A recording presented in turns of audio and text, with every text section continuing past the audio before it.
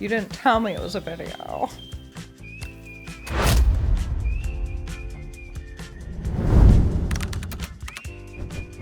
Welcome to Stotts Talks. My special guest today is Jen Whalen. That's me. I've known Jen for a long time, and she's a female ambassador for all kinds of stuff. Producer, director. What else are you? Ice cream lover. New dog owner and lover. And we got the dog here. Dog's name is Willa. Sorry, she hit the mic. Willa has something to say. I want to ride bikes. So anyways, Jen, tell us about yourself. Well, that could be a very long answer, Rob. Well, how about we just talk about how you are in cycling? Okay, that narrows it down a little bit. Yeah, so this is Willa actually wrote this for me, my bio. My name's Jen Kyle Whalen for long. And gee whiz. What's up? We wanted action. We got action. Yes. Okay, so we met when I was probably 25. Yeah, in that range. And I came late to a dream, which was I wanted to be a big star in the world of women's road bike racing. That was a late discovery for me, was like realizing that I'm kind of good at bikes, which put me at a slight disadvantage, but it still wasn't like too late to get like fully into the game. Mm-hmm. So I moved here from New York, which is super flat. I moved to New York from Miami, which is also super flat. So when I got to LA, I moved here to work at Warner Brothers. So I was like getting one of my dreams, which was, you know, entering the entertainment business and at like one of the most legacy, incredible studios, the lot, most beautiful lot in LA. That's right. Come at me, Paramount. And yeah, so dreams were coming true. And I just kind of hopped on a road bike in New York. I was doing fixie races like Alley Cat and Bike Messenger style races in New York on a fixed gear with no brakes and no helmet. I lived to tell the tale. That is a harrowing tale to tell, but took a lot of risks, but also developed a lot of good handling skills doing that stuff, doing those stunts. Yeah. It's premium rush, but IRL, you know. Somebody said to me in New York, hey, you should get a real bike. You're like kind of good at bikes, because I was winning these Bike Messenger races. I feel like a lot of people have this fucking story. It's kind of tired, but whatever. It's part of my story too. It's the journey. So here we are. Drinking my head off, partying in New York, not sleeping, working at the Bicycle Film Festival. I was like really like living, eating, breathing bikes, but more culturally and less competitively, right? Less like organized competition, corporate competition, conservative, which is road bike racing. So when I moved here, I climbed my first hill, which was Mount Hollywood in Griffith Park, and it seemed like it was like the tallest mountain in the world. Which you've climbed like a million times now. I've climbed that a million times now because I decided to Everest Mount Hollywood, which I don't recommend. I saw you that night, remember? I was deliriously blacked out. Oh, no, you weren't blacked out just yet. Oh, okay. Yeah, I saw you, a couple friends, and I'm like, it's like midnight. What's going on? That was a terrible idea. I wanted to do it on like home turf. I have an affinity for Mount Hollywood. Like I've been there many times with many friends. I've used to have the QOM for Mount Hollywood. Mm-hmm. That's been taken. Thanks a lot, ponies. I got that shit alone coming home from work in jeans. Well, most people didn't have. They got their MIPS kits and stuff like that. Whatever it is. It's MIPS kits. Whatever. MAP. I don't know. Baby. I can't keep up. So, anyways, you got on a bike with gears. Yeah. So and then anyway, what? It got recommended. Like you should get a bike with gears. The person that recommended it, shout out David Trimble, who started the Red Hook Crit. Right. Okay. So it's coming from a source that like at that age you're kind of like, whoa, this guy said that and this guy has this bike race, whatever. Like, wow, crazy. I'm 24. What do I know? So I got a Cannondale CAD 10. which is a great bike. Great for a great first Yeah. bike too. I Yeah. did some Central Park races. I sucked ass, like sucked ass. And then and then I moved to LA and started climbing hills and mountains and canyons and realized like, oh, this is like my pocket. And got into racing here. SoCal has a great racing scene, as you know. Like, and back then it was like very hardy. We had multiple stage races here. Yep. We had a full calendar that you could just like dive into. So that's what I did. Every weekend you could have something, yeah. Yeah, that's what I did. Yeah. And started to succeed at a rapid pace, which was very exciting for me, to be good at something, you know? Yeah. Like just on a human level, like that is really exciting and motivating. And yeah, I went from a Cat 4 to a Cat 1 in a couple of years, and then raced as a Cat 1 on like some semi-pro and domestic pro teams, which was great. I made a lot of friends that I never would have made if it was like at a party or walk into a bar. You wouldn't be like, hey, you, Libby Painter. We are a Libby match. Painter. You just kind of, it's like a adult sandbox. Yeah. And I feel bad for adults that don't have that access to play. I think bikes gives adults a lot of access to play, Absolutely. which keeps us like silly and loose and curious. And I feel like you reach a certain age and society's like, you can't play anymore. You're done. That's not what you act your age. You're done. We're done playing. But bikes and sports gives us like, Yeah, it's a great outlet, period. What would you say is your biggest accomplishment in cycling? you know, And it doesn't have to be a race either. Yeah. Like, I think there's different accomplishments as far as like what feeds the soul and what feeds, you know, your want and desire to keep going. And those are kind of two separate things. Like, I'm very determined when it comes to goals, and I set really unreasonable goals for myself. I think I'm more of that kind of person that's like, I'm going to run a marathon in 2:30, and then I'll get like 3 hours and be like, yes, that's actually like was my original goal, you know? So I'm one of those. I think like in my head with road racing, I was like, I want to race in Europe. I want to be on, I think the biggest team back then was like Specialized Lululemon. Like, I want to be with them. I want to, even if I'm just like filling my jersey up with bottles for like these like all-star women, like that's where I want to be. But I was working full time at WB, and I just like didn't manage the goals and time very strategically. Well, and so plus, that held me plus back to a do lot. that, it's the training and everything else is a full-time Yeah, you know, job waking in and up of at itself. yeah, you know? waking up at 6 and training, and then heading into work by 9. I'd always see stars going through the motion graphics department around 9:30 when I'd get up to get my first coffee, because I just like trained my ass off and was depleted and got up too fast, and I dropped a kombucha on the floor once. It was like the worst person at work. I kind of had like a breaking point in racing, and I was around 30 years old. I was still on the grind, you know, like you kind of have to live like a monk to be good. And my, you know, friendships and social life were just like half-ass, and every like meet with a friend would be like a catch-up. It wasn't, you weren't in a rhythm because the bike came first and like this dream and to be a champion, blah, blah, blah, blah, blah. So what next, Willa?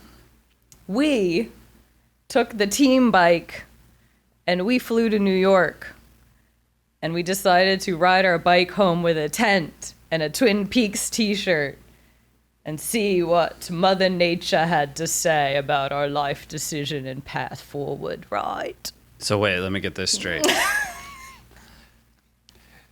Something happened in your head, and something clicked, and you're like, I need a break from this. Or just like, I needed a distraction, I think.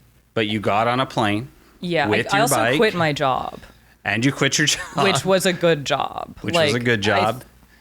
Looking back, now that I know more about like mental health and all of that, and I have a bigger grasp on like my feelings and connected to my feelings, that was like a pretty like, that was a mental breakdown, you could call it, or a microdose mental breakdown. Just like needed to break the cycle.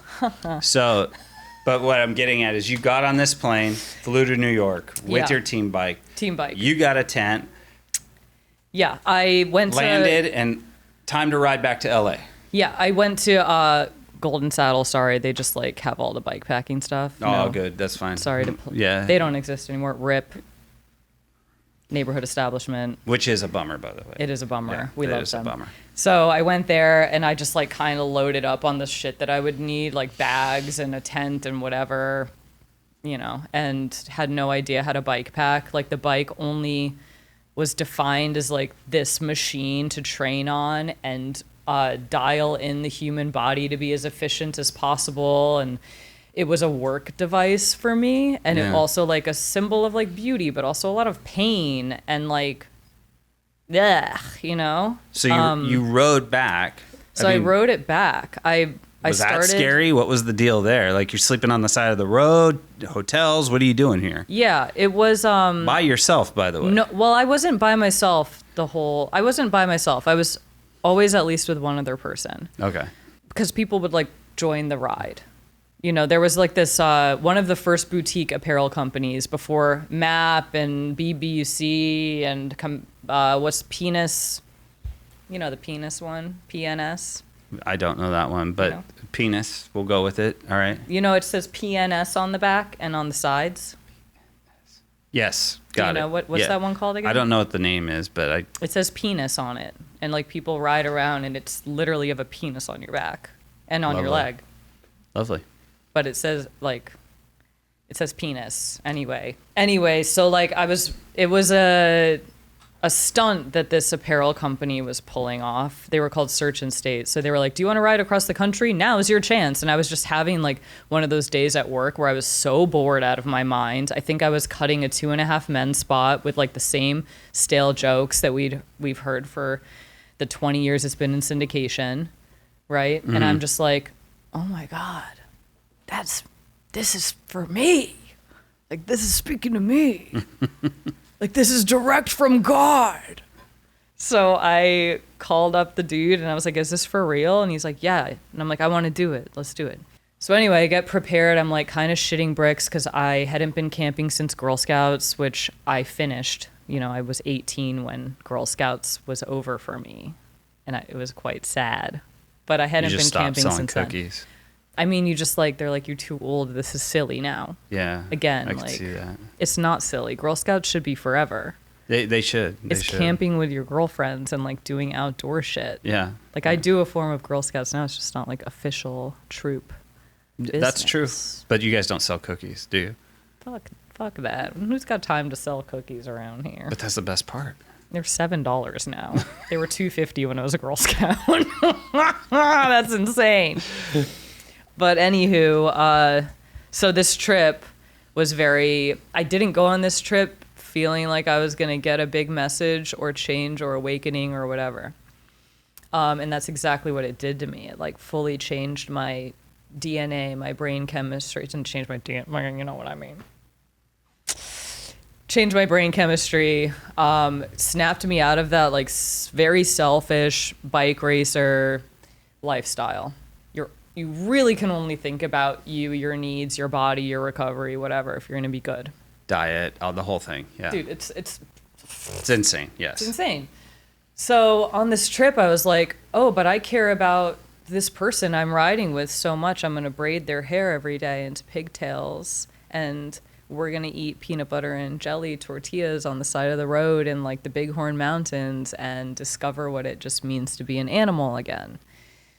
So it was very impactful and came back very changed from that. And I discovered on that ride that like I think the bike racing era, safe to end the chapter, turn the page, and like start a new chapter with the bike and like redefine what the bike means in my life. And since then, it's been very cool because we've gone on a lot of adventures since that trip.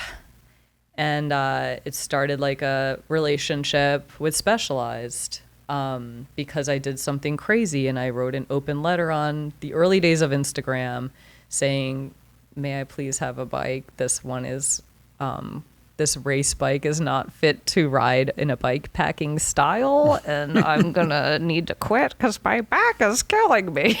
Yeah. So Speshi came to the rescue with that and like basically swapped the bike for me for like what is honestly like maybe their earliest gravel journey to a gravel frame. It was called like the Dolce Evo or something. I remember I worked on it for you. Was it? Yeah. Yeah, something like that. So it was like one of the first iterations of what a gravel bike would end up being. Right. I think. Right. It was right on the cusp of that. Anyway, these are really sweet bikes, and that opened up like a whole new kind of cultural bike exploration for me, which was, you know, you can ride for the soul and like, yeah, take some pics and vids, put them on the internet and grow a community. And that was very cool. But you did do a couple races after that. I mean, well, I should say after the trip. Yeah. Yeah. So, but what I'm saying is, I forgot your question, but you asked about accomplishments or something. I did ask about accomplishments, but I actually am going somewhere different now. Oh, well, there's a fun accomplishment I should add. Go for it. Not to brag, but it is rat summer again. It's gonna be every summer. When I got back from that trip, I did enter the California State Championship, and I was solo. Like, I was unattached from a team because my team was like, "You're gone, girl." After pulling the stunt of like mid-season goodbye, and I ended up winning the pro women's road race. What year was that? 2018, I believe. So that was tight, and it was a really good way to kind of like step away and feel good. And because I'd done that race every year, and I was never the strongest on the team, so I was always working for a teammate, and we won it like a few times together. Mm-hmm. But it was nice to just kind of go for it myself. She's distracting as hell, right? Come here, William. William's Landing. William's Landing. So when you got back and you won the state championship, and then the events after that, I should say, is it more satisfying being able to do it that way than to do all that training, do all that, you know, go through all those hoops, mm-hmm. the diet, the, you know, being self-absorbed in that cycling space, and then being able to come back from that type of trip that really just opened you up, like, again, spiritually. Would you say that was a bigger accomplishment, so to speak, to be able to win events and go back into a race setting where you're comfortable and you're not so stressed out about, oh, well, you know, I ate a bag of lettuce and it was too many calories? Well, I was never one of those girlies. I wasn't like a 6 grapes on a Malibu Canyon ride girly. Like, sure, I ate food, but your body just like just immediately sucks it up. Like, you're carrying around like the bare minimum body fat, but like kind of just because you're training your damn ass off.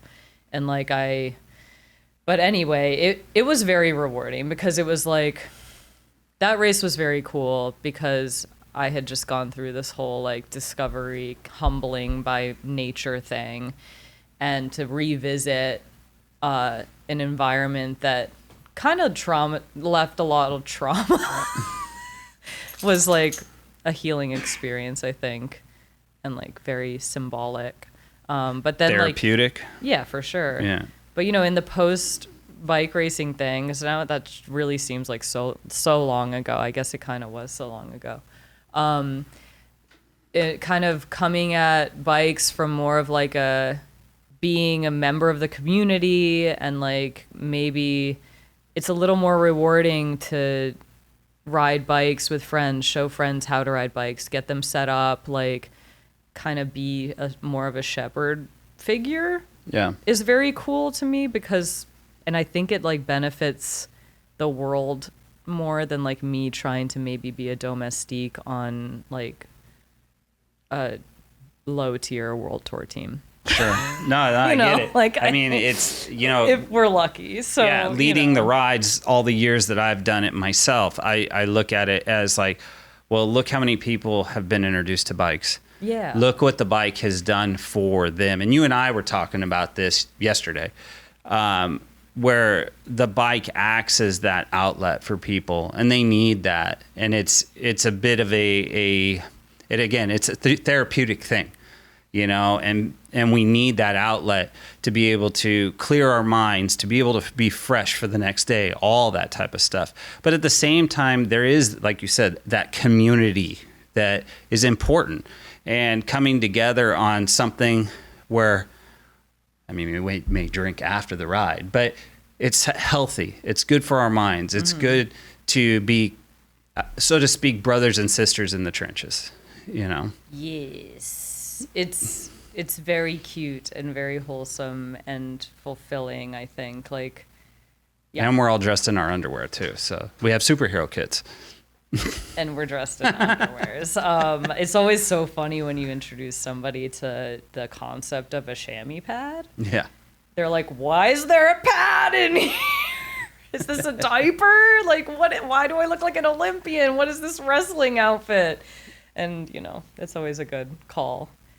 So what is your opinion of women's cycling and where it's come in the last 10 years? Do you want to hear a popsicle stick joke that I came up with? Sure, go for it. This is trademarked IP, so don't even think about it. Popsicle companies. He doesn't laugh at anything. I came up with this the other day, and I think it's pretty good. I'll be the judge of that. What do you call a women's pace line? What do you call it? A slit stream. Oh, Jesus.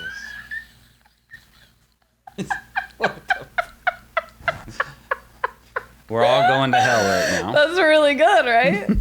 Because slits are vaginas. Yeah.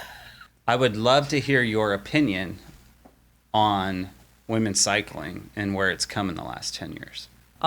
When I was doing bike racing 8 million years ago, BC, I think the women's average salary was $10,000 a year.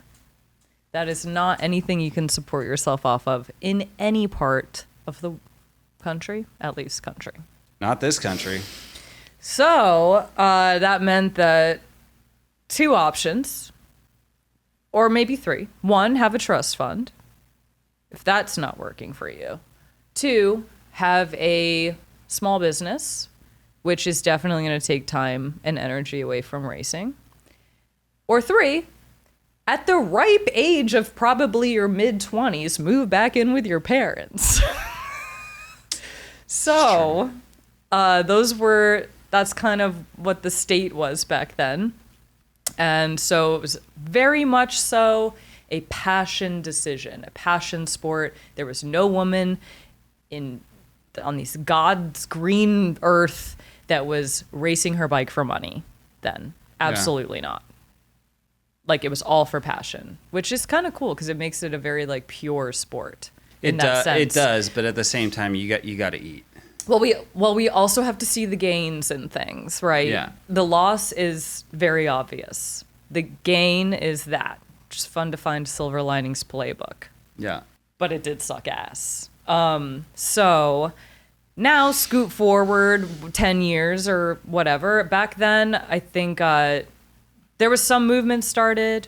People were they were on the start of the revolution, right? People were speaking up. We had people like Catherine Bertine, who was making documentaries about the, gender disparity in the sport. And so it was bringing a light to it. There was also a petition signed to have a women's race at the Tour de France, to have a women's Tour of California, which I actually got to race the first one, which was really cool. That's awesome. And yeah, so that was the Le Tour. It was we had one day around the Champs-Élysées to it was basically a parade crit, a circuit race. Mm. And that's where it started. And when I got out of racing, that's where we were. You got to race the Tour de California or that No, Tour de de California. France? I didn't. Okay. That race started literally like the year that I got out. Gotcha. When I was just like really not I was on another page than bike racing. Yeah. Regrets? Yes, I have some. I think I got out of the sport a little too early, but it would have been nice to like enjoy some of those changes that were happening for women. Sure. But I am very stoked and happy for the women that are getting to experience a better life and environment and appreciation for what they're doing, which is, you know, there's way more broadcast for women's races. Yeah. You can actually tune in. Peacock is airing the whole Women's Tour de France Femme. Speaking of that race, like that race is over 100 years old and there was never an adequate presence for women there. There was like a race that happened there. Connie Carpenter was in, Taylor Finney's mom, who's a total ledge. Shout out, you're a ledge. Anyways, so yeah, that's a huge step for women's cycling. And that happened, the first year for that was like, I think 2021 or 2022. And I got to go out there and make a docu-series at the first Women's Tour de France. That's right. You didn't you do commentating and everything else for it? We were making like our own show. It was kind of like very unconventional sports journalism, but with comedy and more of MTV Spring Break than like asking like, how was the race? It would be like other questions. So you had bike racers in bikinis and like running around drinking. What is this show? You just said Spring Break. Thong song. Yeah, there you go. So I got you, boy. I got you good. So anyways. So you made this docuseries. Yeah, it was great. And like that's kind of my pocket is, you know, I have a broadcast journalism background and I love doing comedy. So, and I love interviewing people. So it's like a blend of all those three things. And through that, we were able to spend time with these total ledge athletes and get to know them and like ask them questions that, you know, BBC is not asking them. Sure. Like we got to sing with Elisa Longoborghini in the Trek Segafredo bus. You know, we got to hang out with these women in a way that was like more personable and chill and friendly.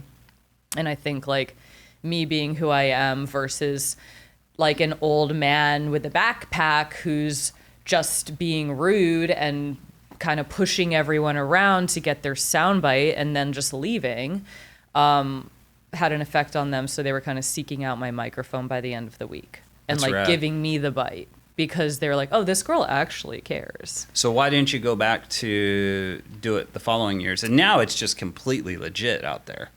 Oh, it's great. I mean, a big deal. Zwift saved the day with that. Like, shout out my friend Kate Vonneru, who kind of led the whole force with that. And, you know, all it really needed was someone to step forward and fund it.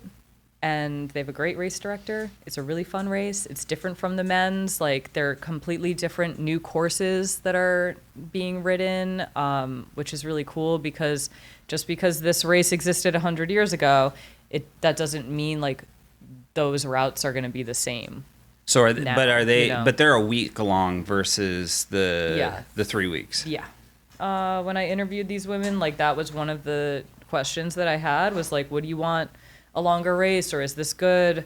And a lot of them said like maybe a few days longer, but no one really was super keen on racing for 3 weeks. Yeah. And I think that just goes back to like women's cycling is not men's cycling. Sure.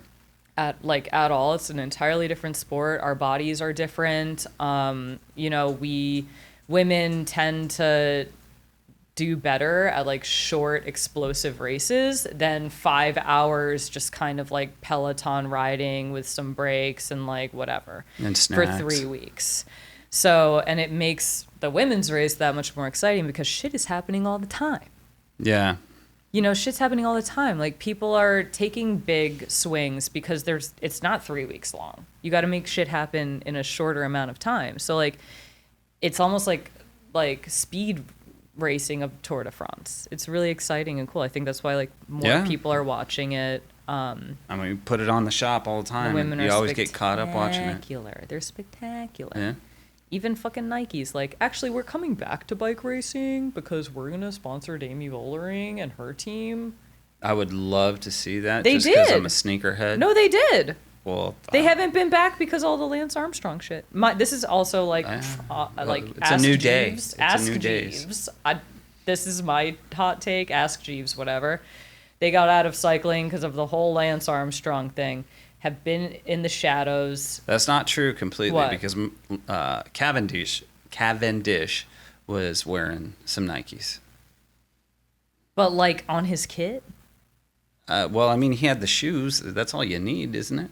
Yeah, but Nike's not out being like, we're sponsoring this team. Fair enough. Yes. They're here like with Dami's team. Like they're back into They're cycling actually because funding the team. women's cycling is exciting. So It that's is. a very cool move to see. Like this like very known, legendary, iconic brand attaching itself to women's cycling now. Absolutely. So that's a good sign. And I think also like the average salary, I think is way more livable these days. What is that? Do you know? I don't want to say of like a rough number. It's still probably a little depressing. I think it's around 30K. I mean, it still helps.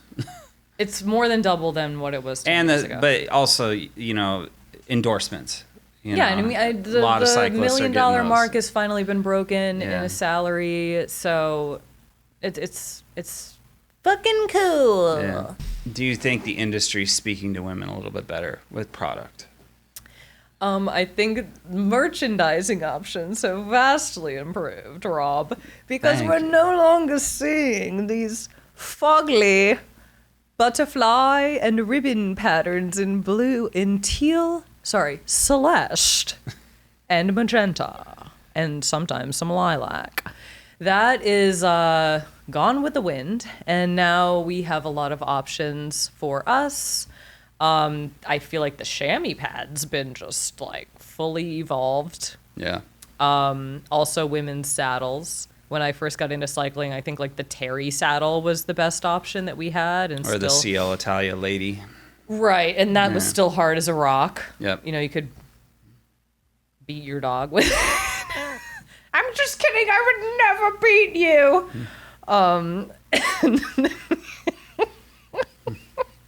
And so now we have like the Specialized Mimic. Sorry to keep plugging Specialized. I'm going to keep doing it though. Oh, it's fine. Specialized Mimic saddle, I call the vagina pillow. It's basically Tempur-Pedic for your entire undercarriage. Men use it too. I think do. that has like fully changed the game. The marketing, like visuals, have changed a lot because when I first got into cycling, we were still stuck on like the Liz Hatch Maxim mag perception of a female cyclist. It was very sexualized. A lot of leaning over the bike, like merchandise, like cleavage shots, is that what photography. you're talking about? Ass, Yeah. titties, position, suggestive positions, Sure. like fuck me face. All that stuff was going on, and it really sent a message, like especially as a young woman in the sport, sent a message like you're gonna be objectified on the bike. It was just still a lot of that, and now I don't really see that at all anymore. And when I do, it's like shocking that someone has done that. Sure. So that's very cool. So talk to us about your movie and tell us what it's about. So this movie is called Cali Girls, and it is an homage to my bike racing days and the sport and the women that play this sport. It's stories inspired by stories of my teammates, of things that we saw and did, a lot of embellishment. It's a story where, it's like a bike racing star hits rock bottom when they get an unexpected drug test result. And then they have to rearrange their goals and life and, figure out what is my life if not trying to be a pro bike racer. There's a happy ending. And it's very funny. It's a feature-length film, action, comedy.